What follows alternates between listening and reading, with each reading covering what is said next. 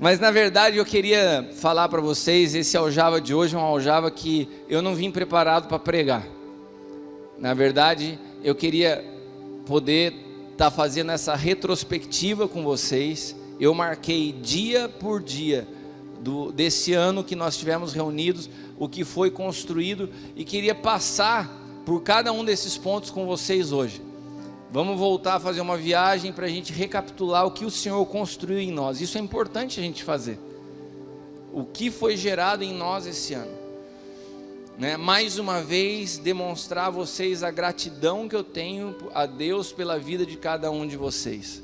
Eu creio piamente numa palavra que os filhos são herança do Senhor. Sabe, irmãos, olha que interessante isso que eu vou falar para vocês. 5 anos atrás, quando todo o processo onde Deus foi me arrancando dos negócios da minha empresa, não que eu não faça negócios hoje, mas o ritmo que eu estava, o tamanho que a empresa tinha chegado, aonde a curva começou a mudar, né, de ascendente para descendente, né? Quando tudo isso começou a acontecer na minha vida, e eu sempre tive, por causa da mentalidade de engenheiro, a tendência de fazer avaliação e de fazer projeção. Chegava ao final do ano, nós avaliávamos o ano e projetávamos os próximos. Nós tínhamos projeções para 10 anos como empresa.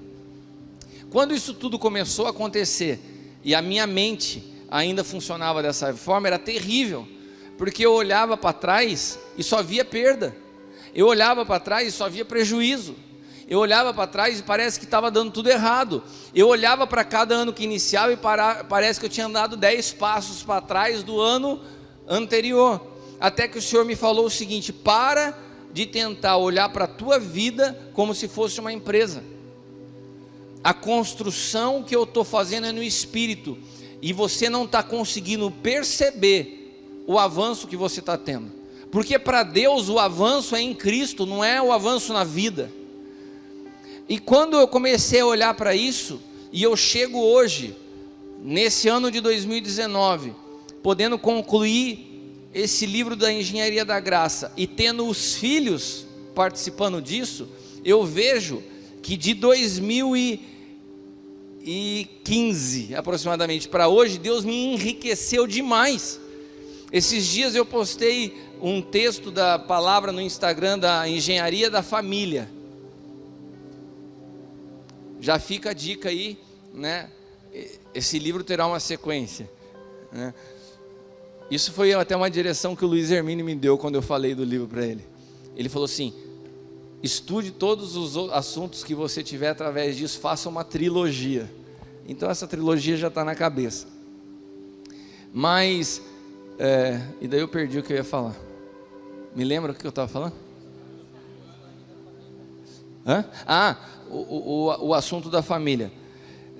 Quando eu fiz a postagem no Instagram da família, eu recebi uma mensagem embaixo da sogra do Alain, a mestre André, que é a mestre dessa casa. Ela escreveu assim embaixo: você é a pessoa mais rica que eu conheço, você é o homem mais rico que eu conheço. Cara, mas aquilo entrou dentro de mim com uma violência, com uma força, porque eu entendi exatamente o que ela estava dizendo, mas eu entendi que era Deus falando para mim aquilo, e eu de fato eu me senti tão rico. E hoje, quando eu cheguei aqui, cada um de vocês que eu abraço, sem demagogia nenhuma, eu me sinto tão rico de poder ter pessoas tão especiais do meu lado, porque as pessoas, quando passam por processos de perda, quais são as maiores reclamações? Eu perdi meus amigos, todo mundo foi embora. Eu não posso falar isso. Nos dias mais difíceis da minha vida, Deus acrescentou filhos. Então assim, aquilo que é o oposto do mundo, aconteceu na minha vida. E Deus foi me enriquecendo espiritualmente. A dimensão e a medida que eu tenho de Cristo hoje, eu não tinha 4, 5 anos atrás. Os filhos que caminham comigo hoje não existiam 5 anos atrás. Então tudo que Deus chama de riqueza foi acrescentado na minha vida no momento que eu perdi. Eu perdi o que não tinha valor e Deus me acrescentou o que tinha valor. Foi uma bela troca. Vocês se lembram de um brinquedo que tinha no Silvio Santos, que a criança entrava numa nave espacial e ele falava assim: você quer esse tênis Montreal? Daí a criança de olho fechado falou assim, sim! Daí ele falou assim, você troca esse tênis Montreal por todos esses brinquedos que estão aqui? A criança falava assim, não! E você ficava do outro lado assim, troca, seu cabeça dura! Sabe, Deus virou para mim um dia e falou assim, você troca tudo essas coisas que o mundo chama de riqueza, para eu te dar a verdadeira riqueza? E eu falei, não! Daí Deus falou assim, mas eu vou fazer. Do meu jeito eu vou fazer. E se eu pudesse não estar vendado como eu estava, como aquelas crianças ficavam na máquina, e eu visse o que Deus tinha, daí eu ia falar, sim! E na verdade a gente luta, querendo, e às vezes ele até brincava com a criança, troca, você não quer trocar mesmo? E a criança, não troco. E a gente está assim, não troco, eu não abro mão da religião que eu tenho, das estruturas religiosas que eu tenho, do formato de fazer igreja que eu tenho, da reputação que eu tenho, das pontes de sucesso que eu construí de relacionamento, tudo interesse, tudo vaidade, tudo soberba, tudo desprezível aos olhos de Deus. Agora, quando você não mede as pessoas pelo que elas podem te dar, e foi assim que eu passei a me relacionar a cada um de vocês. Cada um de vocês que chegou até mim, eu nunca vi como algo que pudesse me dar nada. Pelo contrário, a maioria de vocês chegou bem arrebentada. Mas aprender a amar e ver cada um no Espírito, e a tratar cada um, seja o pastor de uma igreja de 10 pessoas, de 15 pessoas, não pelo que tem, mas como Deus vê, isso foi transformando a minha vida. Vocês são um verdadeiro presente de Deus para mim. Quando eu vejo alguém bater lá de Mogi para chegar, de Itaquá para chegar até aqui, partir lá daquele fundo do mundo de Pindamonhangaba para vir até aqui, vocês me honram demais com a presença de vocês. Viu, irmãos? E com essa breve introdução, eu queria lembrar então vocês o que foi esse ano. Quantos se lembram qual foi a primeira mensagem que nós tratamos no Aljava? Duvido alguém lembra.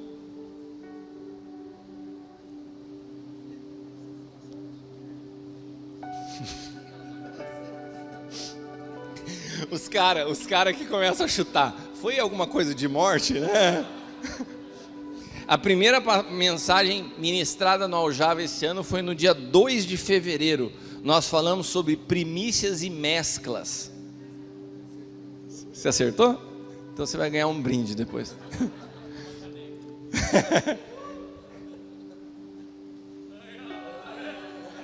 Verdade, ganhou um brinde. Primícias e mesclas. Vocês se lembram dessa mensagem das primícias e mesclas?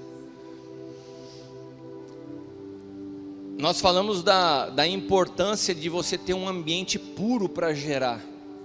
Falamos do porquê Deus escolheu Maria para ser mãe de Jesus, e que Deus continua buscando ventres puros, imaculados, para poder gerar Cristo nos dias de hoje. Nós falamos que Jesus nasceu numa manjedoura desprezível, não tinha um aposento aberto para recebê-lo, e que ele continua nascendo em lugares que aparentemente não aparecem.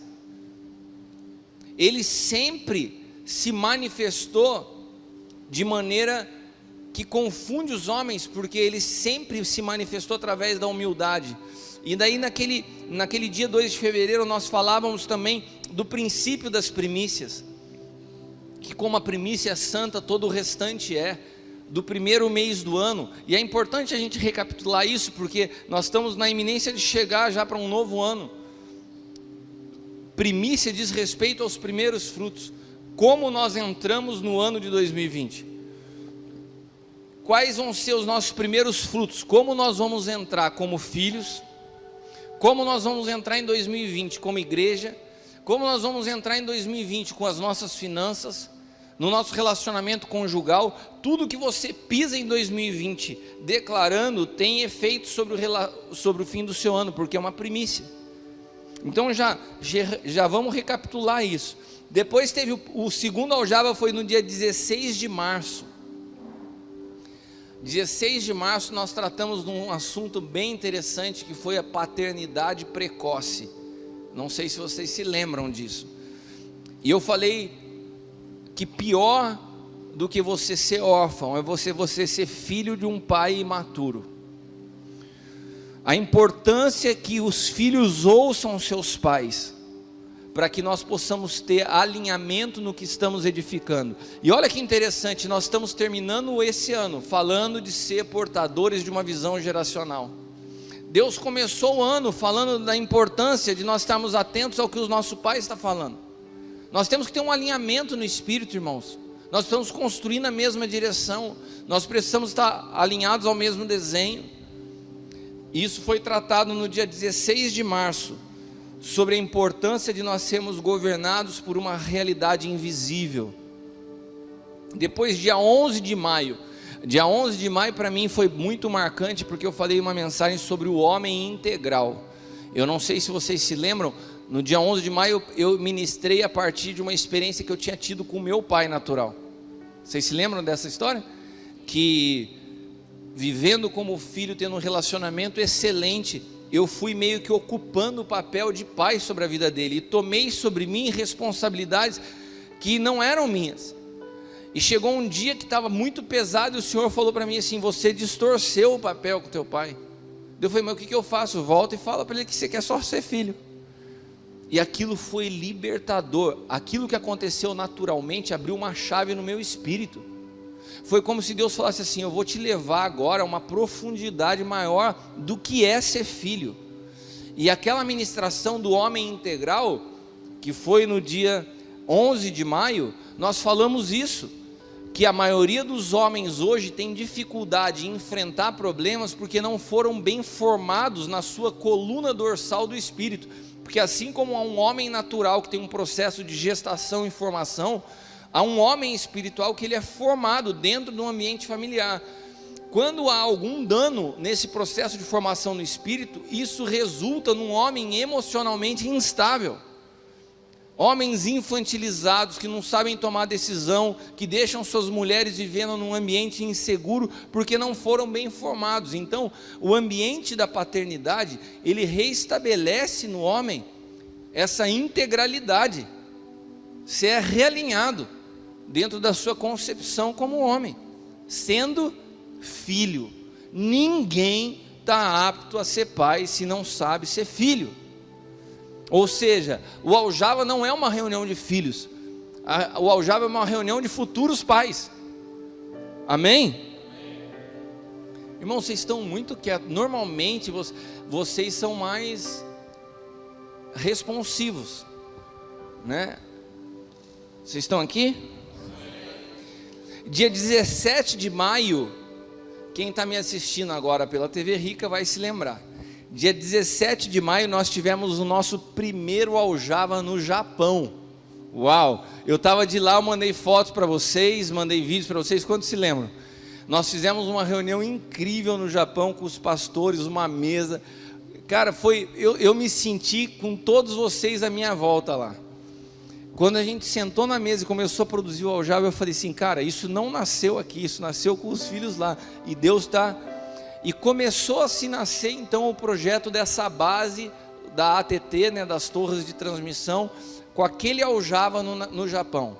Os pastores se sentaram à mesa, se sentiram acolhidos, tanto que esse ano que vem agora nós iniciamos o ano voltando para lá, para firmar esse trabalho no Japão. Mais uma vez eu quero repetir, nós não estamos iniciando denominação no Japão.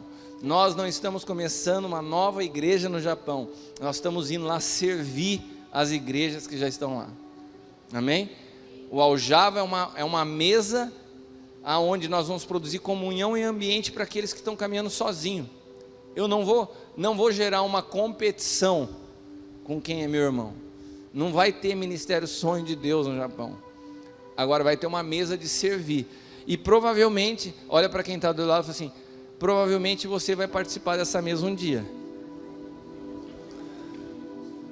Amém? Quantos estão dispostos? Irmãos, se vocês não conseguirem enxergar as coisas na dimensão do Espírito, Você acha que todas as portas que um pai vai abrindo é todas para ele? Nenhuma. Essas portas elas vão ficar abertas para que vocês possam estar retroalimentando, né? A gente vai amadurecendo para servir.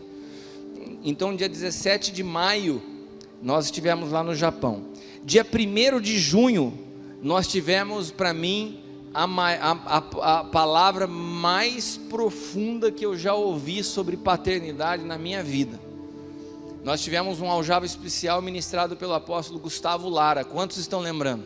Quantos se lembram dessa mensagem? Quantos não ouviram? Porque depois que tivemos o aljava com o Gustavo Lara, alguns não vieram, eu mandei a mensagem para todos que não tinham vindo. Quantos não estiveram aqui no dia do aljava com o Gustavo Lara e não ouviram ainda a mensagem de paternidade do apóstolo Gustavo Lara? Levanta a mão. Irmãos, por favor, me peçam para que eu envie para vocês. Quem tem essa mensagem ainda, eu gostaria de te falar o seguinte: não entre 2020 sem ouvir essa mensagem novamente. A ministração do Gustavo Lara a respeito de paternidade, dia 1º de junho.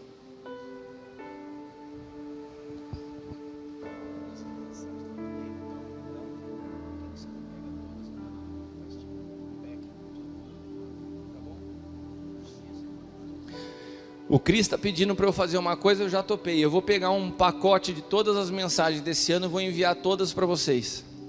Tá bom? Eu estou pensando em fazer um pendrive e vender junto com uma caneca. O que você acha? Não, irmãos, eu vou enviar no WhatsApp para vocês o link delas. Tá bom? Eu envio todas as mensagens desse ano. Mas eu estou dando é legal a ideia. Eu sei que poucos vão assistir, né? Mas vale a pena vocês fazerem esse.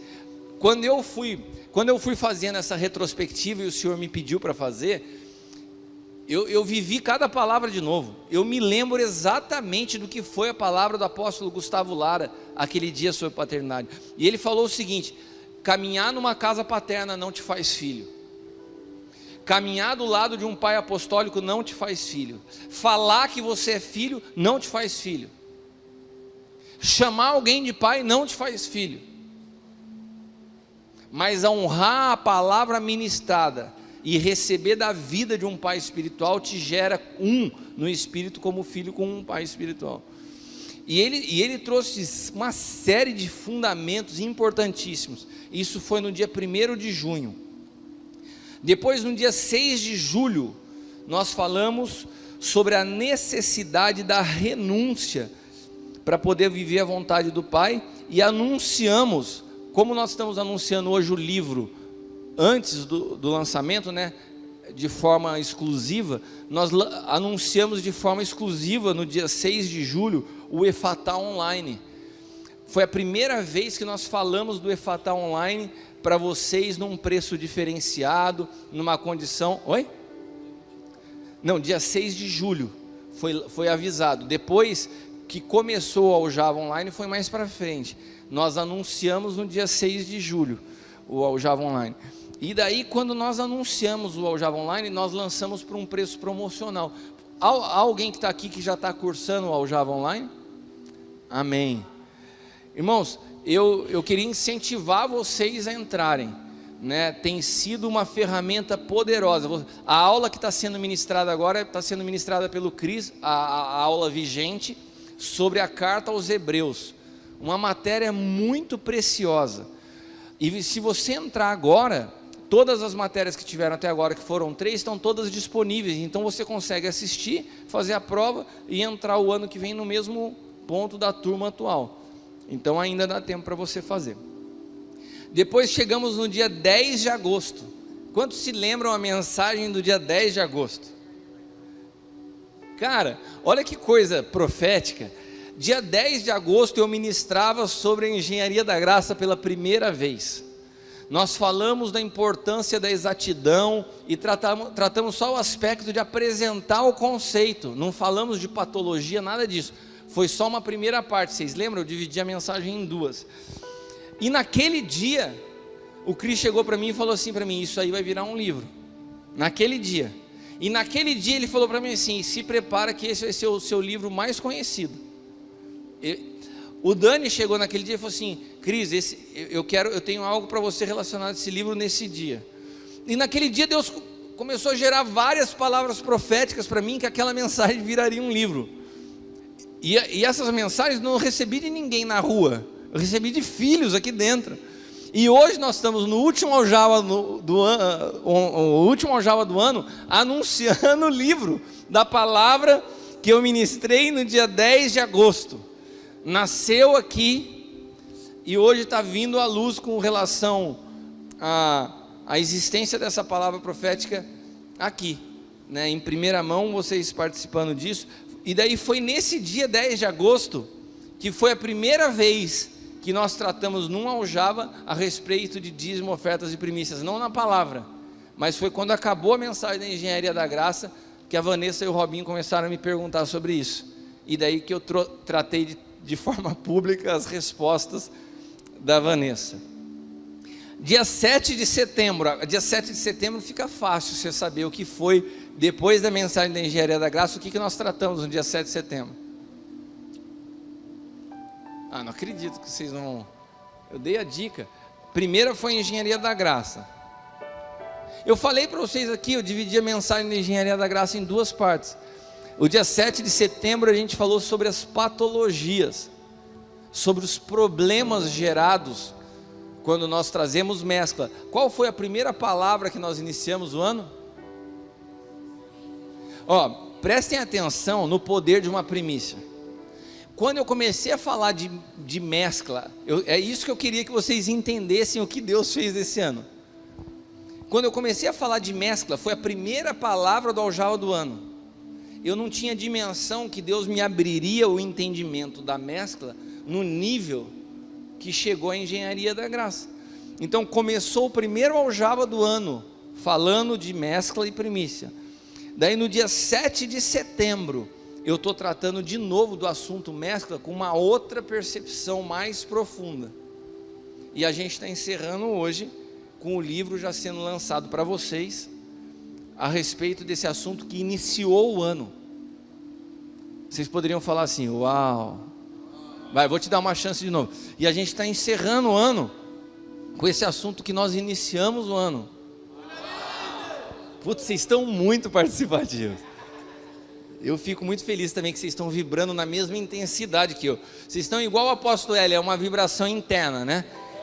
O apóstolo L, você olha para ele, ele está sempre assim, ele fala: não, eu estou rindo por dentro. Vocês estão igual. Vocês estão dando glória a Deus por dentro, dando aleluia por dentro. Eu percebo isso. É uma vibração, assim, consegue sentir essa vibração, Cris? Dia 7 de setembro, então nós falamos das patologias. Dia 4 de outubro foi o nosso último aljava. Alguém se lembra do que foi ministrado? Caramba, o cara lembrou o primeiro do ano, vocês não conseguem lembrar do mês passado? Nós estávamos numa escola de louvor e adoração. No ambiente da escola, eu trouxe uma mensagem a respeito de adoração, que pode se transformar também numa engenharia da adoração. Eu envolvi aspectos do que era o tabernáculo de Davi. Quantos se lembram? Do que é de fato a palavra adoração, de como nós tratamos a música dentro da realidade do novo pacto. Uma palavra muito pontual para que nós possamos já tirar de lado alguns conceitos equivocados que nós trazemos na área da música dentro da igreja. E tivemos uma escola que foi para mim muito especial. Quantos participaram da escola de louvor e adoração? Gente, eu creio que foi a primeira edição, nós queremos repetir. Eu queria convidar vocês que o ano que vem se programem para estar. Traga a galera da música da sua igreja. Foi muito importante. Agora, o que eu queria poder, recapitulando e passando por todas essas mensagens, eu não sei se vocês se recordam, mas todas essas mensagens do aljava mensal acabaram tendo desdobramentos nos aljavas da mesa. Quantos estão lembrando? A gente ia para a mesa depois e debulhava isso aqui. Passava um mês, a gente avançava nesses assuntos. Nessas últimas semanas, a gente tem tratado muito do aspecto de família na mesa. Eu falei muito, há umas 3, 4 semanas atrás, comecei a falar muito sobre pureza. Pureza sexual, pureza nos relacionamentos, pureza no casamento. Depois entramos para o aspecto de família. E a gente tem mergulhado no que fala aqui na mesa. A importância de sermos portadores de uma visão geracional e de que tudo que nós venhamos a produzir no reino de Deus se inicia a partir da verdade de que nós vivemos em casa. Mais uma vez eu quero te perguntar, qual o evangelho que você tem vivido na sua casa? É isso, para mim, como no assunto paternidade, que é o que me importa. A minha preocupação não é o tamanho da tua igreja, o nome da tua denominação, os lugares que você prega, como que está a sua agenda de mensagens, se você tem escola de teologia. A minha preocupação sempre é: homem, qual a tua disposição de morrer para sustentar a sua família em Cristo? O Cristo falou uma palavra no Aljava na mesa segunda-feira importante sobre isso. Qual que é o nosso parâmetro de sucesso como homens de Deus?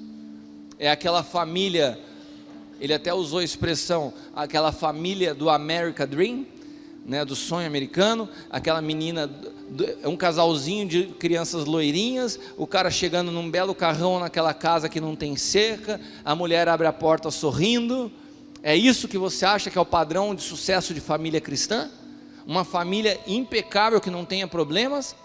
Ou um homem que mesmo diante dos conflitos que ele possa enfrentar com a sua esposa e com seus filhos, ele tem disposição de abrir mão de si mesmo para que se manter e sustentar um casamento e preservar os seus filhos crescendo no ambiente onde tenha um pai?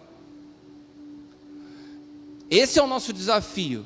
Quando nós somos confrontados por uma geração que os pastores colocam os seus filhos sentados na primeira fila da igreja para poder preservar uma reputação, mesmo sabendo que o seu filho sai da igreja e vai para a balada, mas na hora do culto está lá para poder defender a minha imagem. Então essa hipocrisia não é o que me preocupa.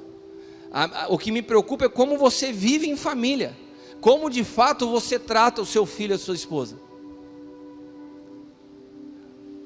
O quanto você consegue ficar quieto para você não ser grosso.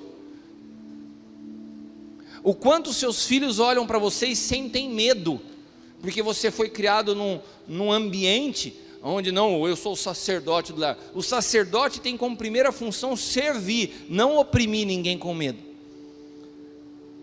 Então esse é um assunto que para mim é extremamente importante.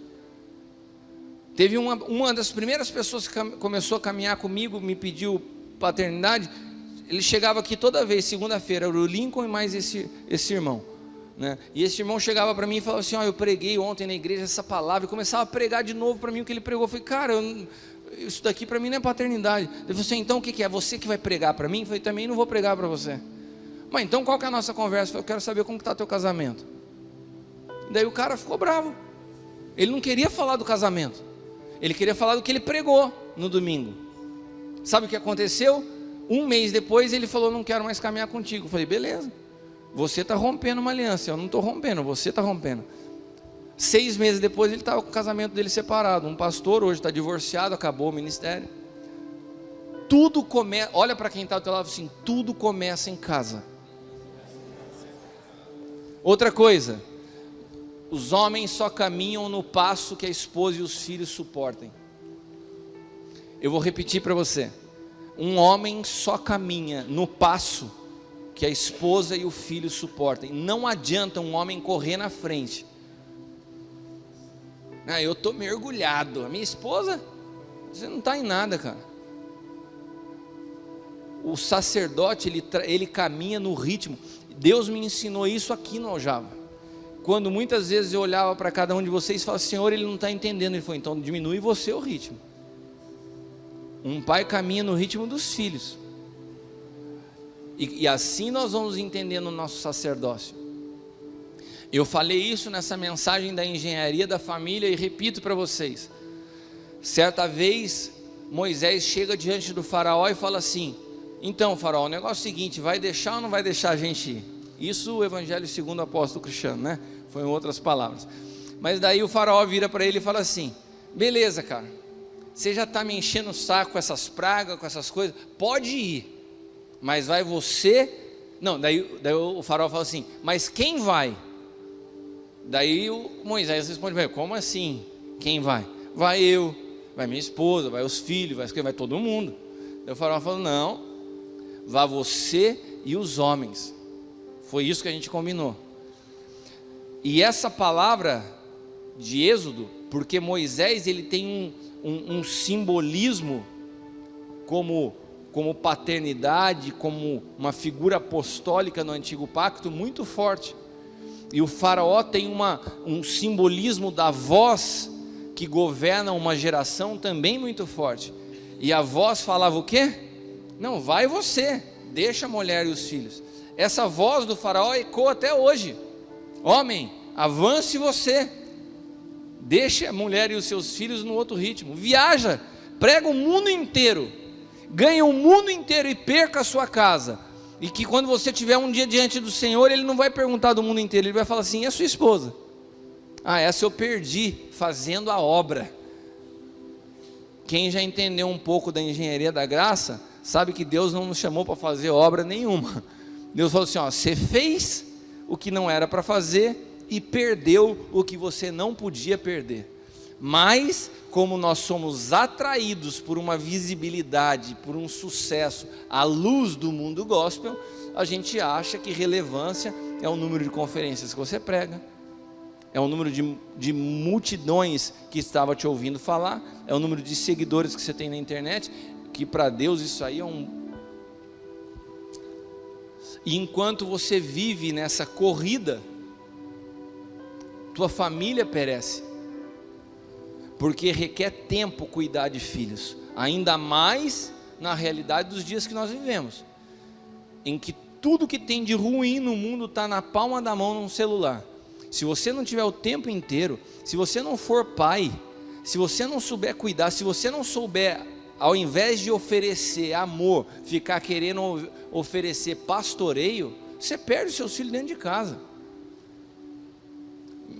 O Senhor me falou assim: se limite a ser pai do seu filho, porque pastor eu sou, é o Senhor que cuida. Se não for o Senhor para edificar a casa, em vão trabalhos que a edificam. A nossa primeira transformação, reflexo de uma natureza de Cristo em nós, se manifesta dentro de casa, na mudança do nosso falar, do nosso tratar, do nosso servir, nossa esposa e nossos filhos. Essa tem sido a tônica dos últimos dias do que nós temos tratado nas mesas do Aljava. Esse propósito eterno de Deus de congregar todas as coisas em Cristo. E se congregamos todas as coisas em Cristo, nós precisamos conseguir começar nos tornando um em Cristo com a nossa esposa. Se nós não sabemos o que é ser um em casa com a nossa esposa, como que eu vou olhar para o meu irmão e falar: sou um contigo? É difícil para mim ouvir um pastor que não tem disposição de abrir mão da sua vida para ser um com a sua esposa, falar assim: apóstolo, eu vou caminhar contigo, a gente vai ser como um. Eu vou falar assim: o quê? Você não consegue ser um com a sua esposa, você vai ser um comigo? É difícil acreditar nisso. Então, se a palavra ela tem que começar pegando primeiramente para a gente dentro de casa, depois a congregação e depois a sociedade. Tem gente que está querendo transformar o mundo, não transformou a realidade do que vive em família. Então nós temos uma sequência: casa, congregação e a sociedade. E dois pontos cruciais que nós falamos também na mesa nos últimos dias, que são as duas grandes responsabilidades que nós temos como igreja: reconciliar e edificar. Quantos se lembram desses dois fundamentos? Eu não preguei sobre isso, mas falei bastante sobre isso na mesa. Reconciliar e edificar.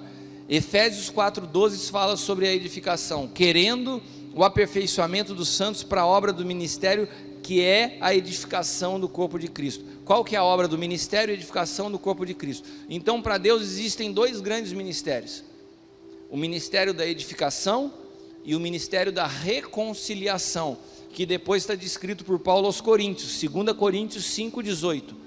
E tudo isso provém de Deus, que nos reconciliou consigo mesmo por Jesus Cristo e nos deu o ministério da reconciliação. Então nós temos dois grandes ministérios diante da ótica do Senhor: edificação e reconciliação. Quais são as ferramentas do ministério da edificação? As 5 graças ministeriais: apóstolos, profetas, pastores, evangelistas e mestres, trabalhando para o aperfeiçoamento dos santos.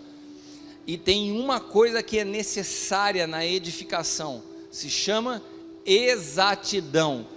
Olha para quem está ao teu lado e fala assim: Deus requer de nós que sejamos exatos. Ninguém pode edificar para Deus se você não for exato. E para você ser exato, você tem que conhecer as medidas. Para ser exato, precisa conhecer as medidas. Então nós estamos participando de um grande projeto de Deus, a congregar Cristo, congregar todas as coisas em Cristo. Para isso tem dois grandes ministérios: edificação e reconciliação. Para edificar, exatidão, e para reconciliar, vocês se lembram do que a gente falava na mesa? Para reconciliar, nós precisamos ser pessoas flexíveis. Flexibilidade é uma característica que é produzida por quem recebeu a natureza de Cristo e entende o que é amar.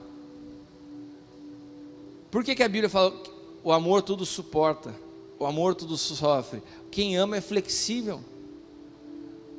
Quem ama consegue suportar as diferenças. Como que eu, que era irreconciliável, a Bíblia fala, nós éramos irreconciliáveis, Ele nos reconciliou através de Cristo e nos deu o ministério da reconciliação. Por quê? O ministério da reconciliação é a própria pessoa de Cristo que passou a habitar em nós. Então, através dele, nós nos tornamos aptos a manifestar a reconciliação. Ou seja, eu posso chegar para as pessoas e falar assim: olha, existe como você ser reconciliado de novo com Cristo. Mas como? Uma pessoa que você vê que tem uma cara de crente, que é gente boa? Não. Pessoa que você não julga pela vista. Pessoa que você reconcilia porque você consegue ser flexível nas suas estruturas de pensamento. Eu estava falando para o Josué aqui, ele estava falando do Ministério Libertadores de Israel, do apóstolo Léo, lá de Mogi. O apóstolo Léo é um amigo nosso há muitos anos. E o apóstolo Léo tem uma visão com relação a Israel dentro do contexto histórico completamente oposta que eu tenho, que o apóstolo ele tem.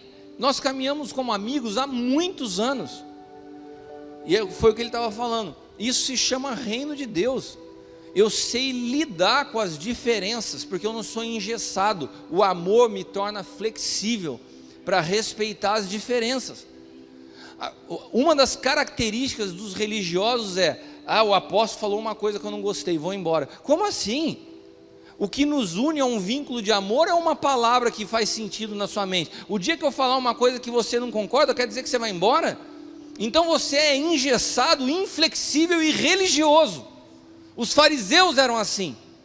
E se existe algo necessário em nós para manifestar Cristo ao mundo, é o ministério da reconciliação, que passa por uma visão flexível de amar as pessoas, independente de pensarem totalmente iguais a nós. Então, assim como a edificação precisa ser exata, na edificação eu não posso ser flexível. Por isso que nem todo mundo pode edificar comigo. Eu posso ser amigo de todos, eu posso ser flexível para amar todos, mas para edificar eu tenho que ser exato. Então, quando a gente entende que o ministério da edificação e da reconciliação caminham junto, você sabe exatamente a tua medida no reino. Quantos estão entendendo? Nós somos chamados para edificar juntos. Nós precisamos ter uma exatidão. Todos os amigos que vão chegar para caminhar perto de nós vão edificar conosco? Não. Mas nós podemos, porque fomos reconciliados em Cristo, saber conviver com todo mundo como irmãos. Nem todos edificamos juntos, mas todos nós fazemos parte do mesmo corpo. Amém? A compreensão do ministério da reconciliação e da edificação nos dá sabedoria para discernir a multiforme graça de Deus manifestada no corpo de Cristo, que é a igreja.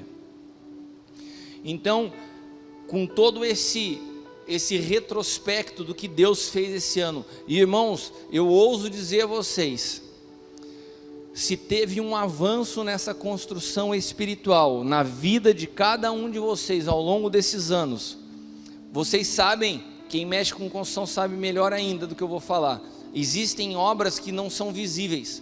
Às vezes você fica tempo trabalhando numa fundação, ela não aparece, mas existem obras que você percebe um avanço. Quando você entra na fase de estrutura de um prédio, você consegue bater 4 lajes num mês.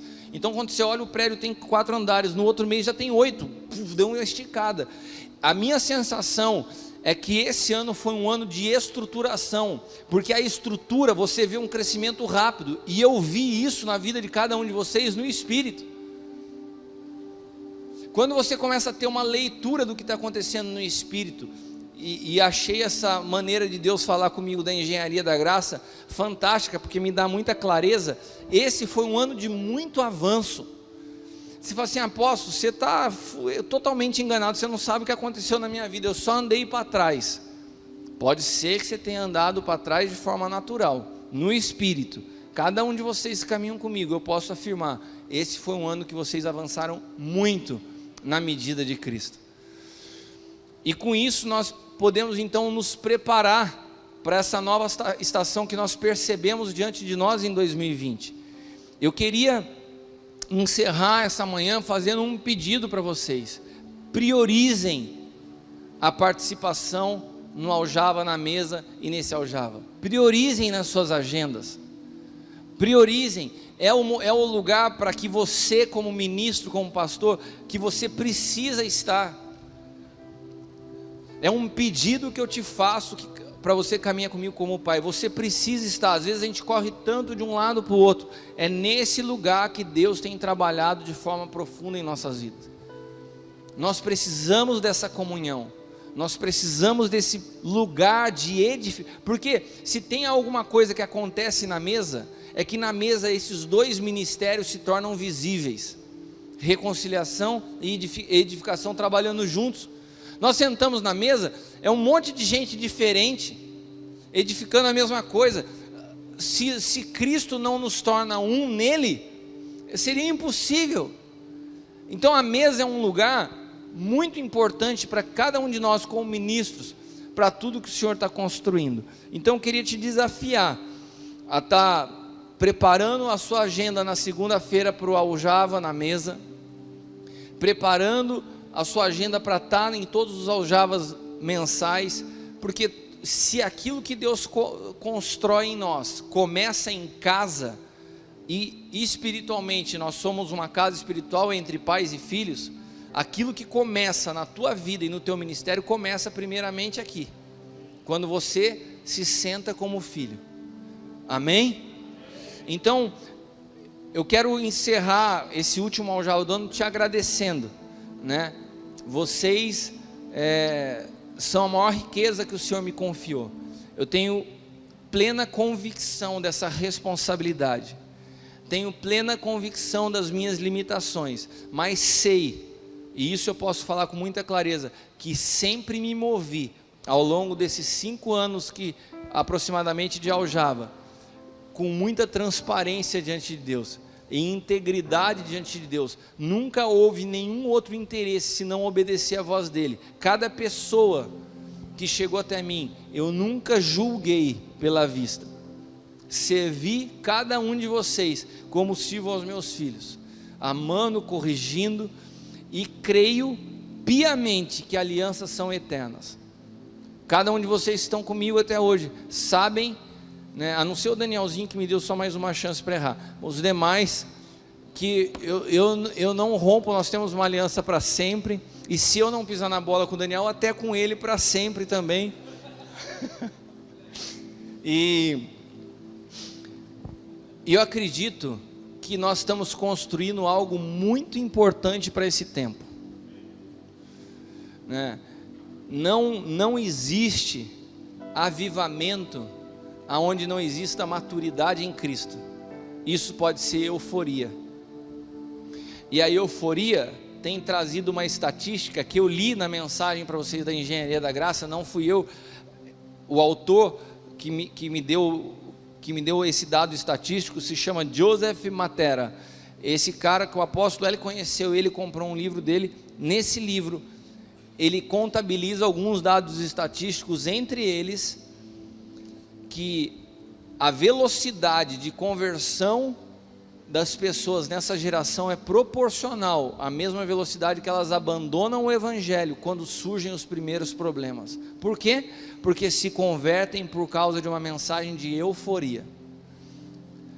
Ou seja, nós estamos preparando um ambiente paterno para cuidar das pessoas que de fato queiram conhecer o Senhor através da morte e da ressurreição, porque nós entendemos que o evangelho é uma renúncia de vida. Nós não chegamos a Cristo falando, Senhor, melhora a minha vida. Chegamos a Cristo porque entendemos que não tem outra razão para se viver. Amém?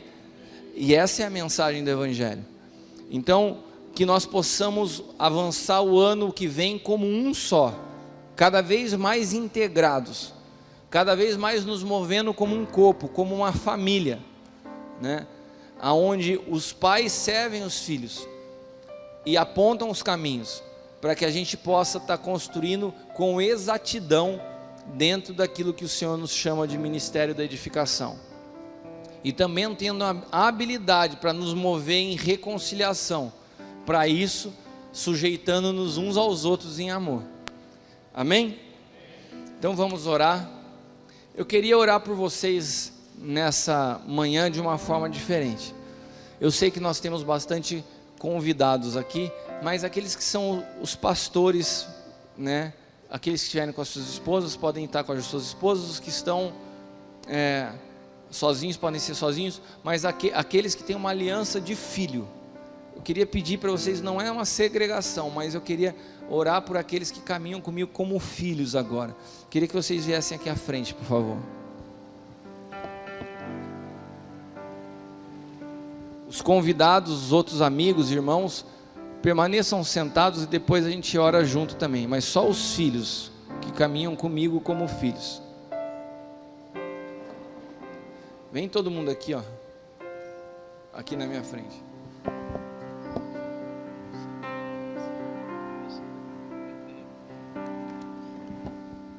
Eu não queria ninguém sozinho. Se você puder abraçar todo mundo que está aí da sua volta, faz um bolinho aí.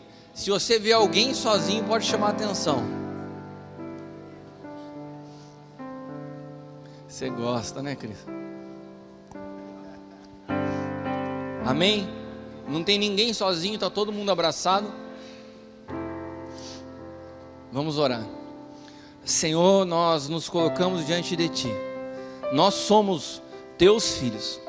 Nós somos a Tua aljava. E eu sei que nessa aljava, Pai amado, cada um de nós está vivendo uma estação diante de Ti. Outros já estão nas Suas mãos, outros estão sendo lançados, outros estão num período de preparação, mas nós quando olhados pelo Senhor, nós somos um. E nós queremos nos render a Ti como uma família, preocupados que temos, Pai, que temos caminhado preocupados em ser exatos com as Suas medidas. Nós não queremos nos desviar da Tua vontade nem para a direita nem para a esquerda. Por isso, faz com que o nosso coração esteja sujeito uns aos outros, que tenhamos disposição de ser corrigidos, de ser alinhados.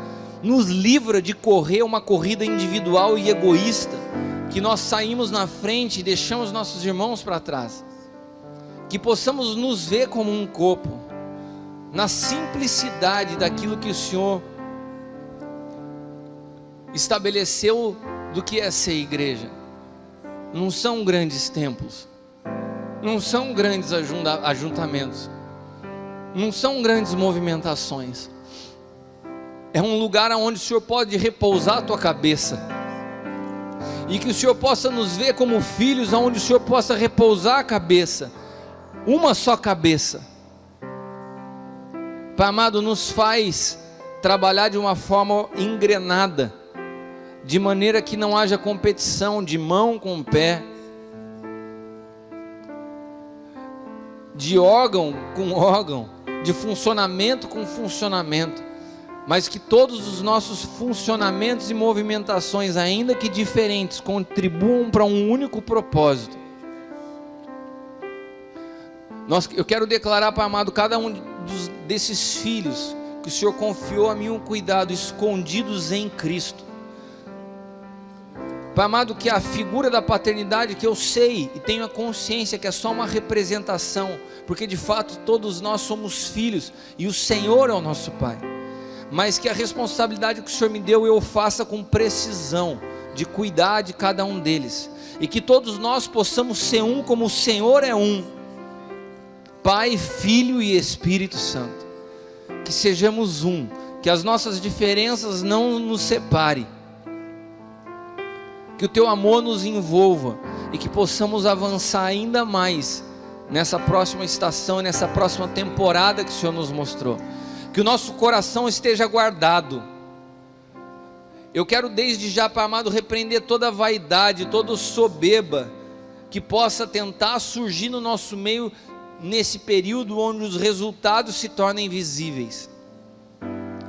Guarda-nos, Pai. Eu quero abençoar cada família, cada lar, aqui nessa manhã, em nome de Jesus. Amém, amém. Você pode aplaudir ao Senhor. Graças a Deus.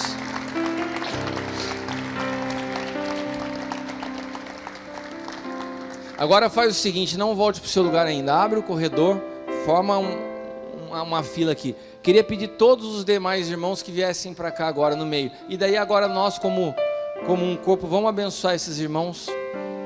Todos os demais que ficaram sentados, venham aqui para o meio, e agora quem vai orar vão ser todos nós juntos. Vamos orar por vocês, venham aqui. Só quem não quiser oração fica de fora, viu, Ezequiel? Rogers pode... Não, pode deixar. Cabe aqui.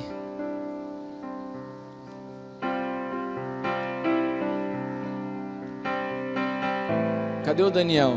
Estou no pé do Daniel hoje. Chama o Daniel aqui que ele sumiu no meio. Vem cá, ora por nós, Dani. Fica aqui na frente para todo mundo te ver. Ora. Você me perdoa, né? Então você ora. Pai, nessa manhã nós te agradecemos, Senhor. Nós te louvamos e entronizamos, Senhor, como o centro de tudo. Nós declaramos que a vida que é gerada em nós através de Ti, Senhor, ela não vai ser apagada pelo Adão, Senhor. Ela não vai ser apagada pela nossa vontade, ela não vai ser apagada por aquilo que nós queremos fazer, Senhor.